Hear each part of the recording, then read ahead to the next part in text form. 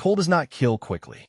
It kills by degrees, slowly stripping away warmth and judgment and finally hope until a body simply stops. For much of human history, an unrelenting winter meant something far darker than discomfort. It meant impossible choices. Who eats? Who does not? Who is carried forward? And who is left behind in the snow? These were not decisions made by villains. They were decisions made by ordinary people, pushed past every normal human limit by a season that refused to end. Archaeological evidence, ancient texts, and oral traditions passed down across continents point toward the same uncomfortable truth. Survival sometimes demanded acts that are difficult for a modern audience to fully comprehend. This is not a story about monsters.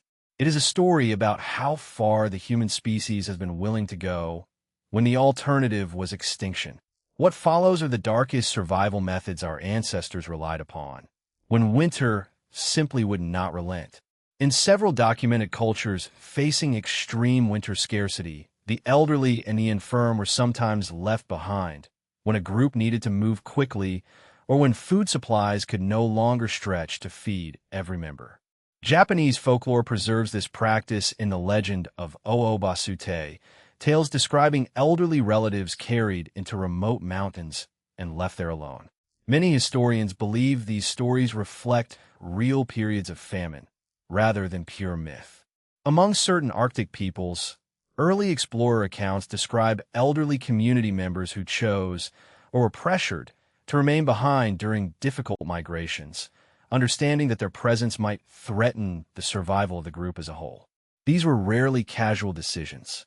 Oral histories describe genuine anguish surrounding these moments.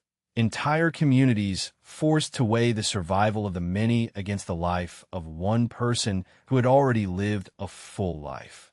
It should be noted that many of these accounts remain debated among historians today, some likely exaggerated or shaped by outside observers unfamiliar with the cultures they described.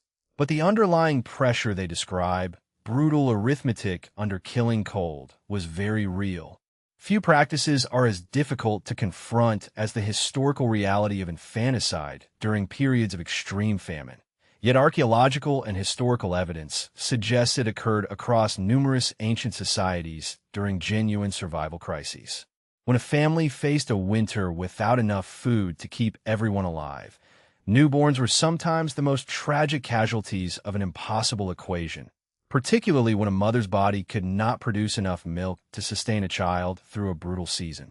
Ancient texts from multiple cultures reference this practice with a grim, matter-of-fact acceptance that modern readers find deeply unsettling. Some historians argue these decisions functioned as a horrifying but logical response to genuine scarcity, a desperate calculation aimed at preserving the odds of survival for the larger family. This was never practiced universally, and severe social and religious taboos surrounded it in most societies. But the record makes clear that famine, particularly a brutal winter famine, pushed some ancient communities toward this devastating choice. When starvation reaches its final stage during a brutal winter, the historical record shows that some communities turn to consuming the flesh of the already dead as a genuine last resort for survival. Archaeological sites across multiple continents reveal cut marks on ancient human bones, consistent with the same butchering techniques used on animal remains. Researchers widely interpret this evidence as survival cannibalism during periods of extreme deprivation, rather than any form of ritual practice.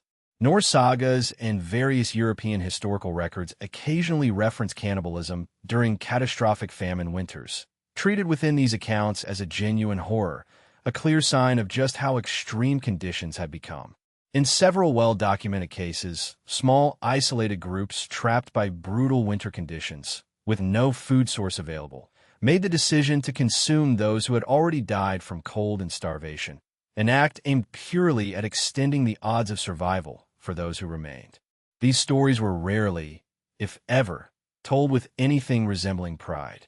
They were remembered instead as tragedies, cautionary tales passed down as warnings about what true starvation could eventually force upon otherwise ordinary people.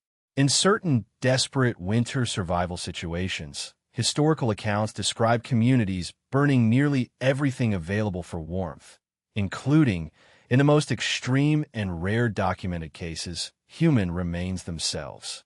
Far more commonly documented across history, families burned the personal belongings of the recently deceased, clothing, wooden tools, and portions of shelters, in an attempt to survive lethally cold nights when no other fuel source remained.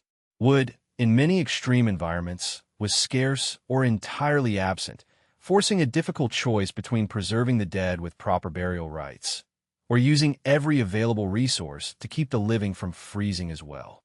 Some Arctic and subarctic cultures developed specific customs addressing this exact dilemma, establishing formal permission structures for using a deceased person's belongings for warmth when no viable alternative existed nearby. This practice reveals something important about how ancient survival cultures approached death itself, not as an untouchable boundary, but as one more difficult resource decision among many others, forced by an unforgiving climate. Animal fat became one of the most valuable survival resources across numerous cold climate cultures, burned in stone or clay lamps to provide both warmth and light throughout long, dark winter months. Arctic peoples developed sophisticated techniques for rendering whale, seal, and other animal fat into reliable, long-burning fuel.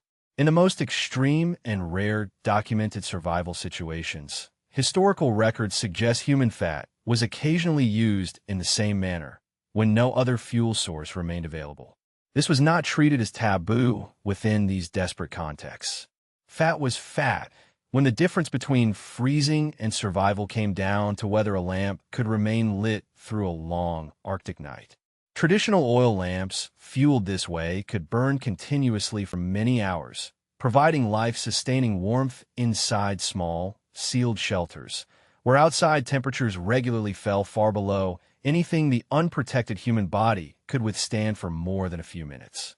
The technology itself was remarkably advanced for its era, with specifically engineered wicks and carefully shaped vessels, designed to maximize heat output while minimizing fuel consumption. Several documented Arctic and subarctic survival cultures describe the practice of drinking hot animal blood immediately following a successful hunt, valued for its immediate warming properties as much as its nutritional content.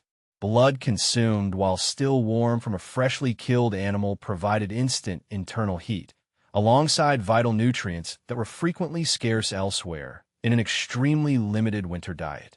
Some historical accounts describe hunters drinking blood directly from a wound in the field, unwilling to wait the time it would take to return to camp, when hypothermia from prolonged exposure posed an immediate danger. This was not viewed as a desperate last resort within many of these cultures. It was considered a practical, efficient survival technique, maximizing every resource from an animal that had taken tremendous effort to hunt down under brutal winter conditions. Nutritionally, blood also provided critical iron and nutrients that helped prevent scurvy and other deficiency diseases in populations with extremely limited access to fresh produce throughout the winter months. Among the most extreme cold weather survival techniques ever documented, several historical accounts describe hunters and travelers using freshly killed large animals as emergency shelter, occasionally sleeping directly inside a disemboweled carcass to survive a single brutal night. The well-documented case of polar explorers doing exactly this during Antarctic expeditions echoes far older survival techniques, used by indigenous Arctic peoples for centuries beforehand. A large animal's body could provide meaningful insulation against lethal wind chill, at least temporarily, in situations where no other shelter option existed nearby. This was rarely a first choice, but rather a genuine last resort, when a sudden storm struck while travelers remained dangerously far from camp or settlement. The core body heat retained within a recently killed animal, combined with its thick hide and insulating fur, could realistically mean the difference between surviving until morning and succumbing to fatal hypothermia before help could possibly arrive.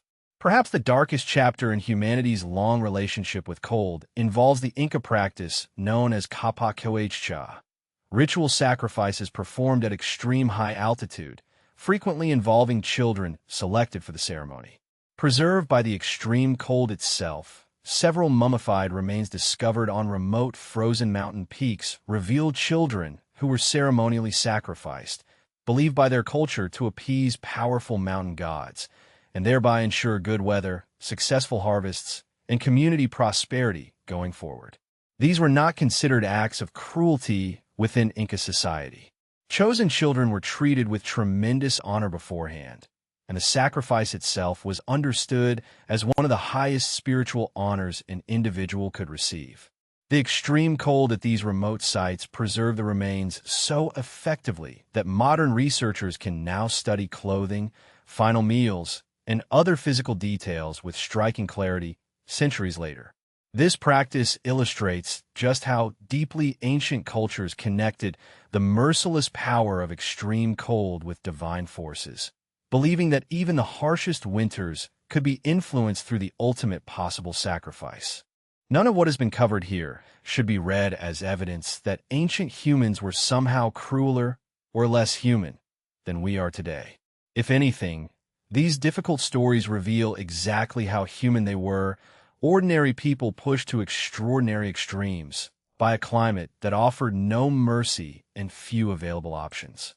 Every practice explored here, abandoning the vulnerable, consuming the dead, burning precious belongings, sacrificing children to distant mountain gods, emerged from the same brutal root cause, a cold so relentless that survival itself sometimes demanded an impossible price.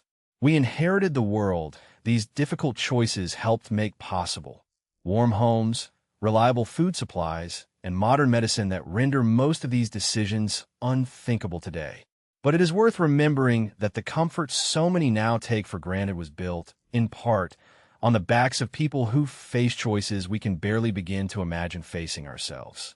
If this look into humanity's darkest cold weather survival methods was of interest, consider subscribing for more buried and forgotten stories from history.